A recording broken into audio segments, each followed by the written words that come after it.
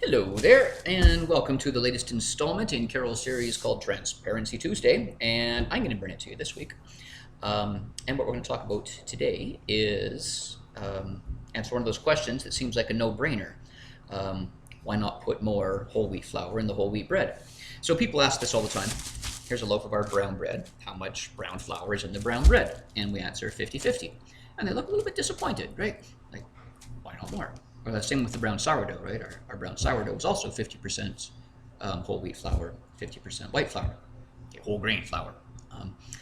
And, well, why not more? I mean, the 60%, 80%, 100% whole wheat flour, it's everywhere, right? Seems like everybody could do it, right? Why can't I do it? The answer is, well, it's kind of a fraud, really. Okay, so what happens is you grind up your wheat kernels to make your flour, right? And the brown part, what makes the brown flour, is mainly the bran. Bran is the fiber, right? And so as you're mixing your dough, that bran is actually cutting up the gluten.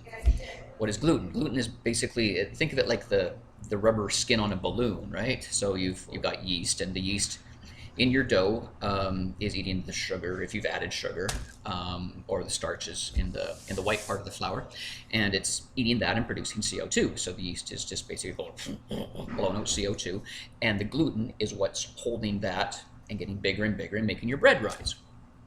Okay, so if you've got 100% whole wheat flour, you're not going to get as high a loaf, and you want both, right? You want this 100% stuff because you think, oh, that's going to be healthier, but you don't want it to be only this big, right?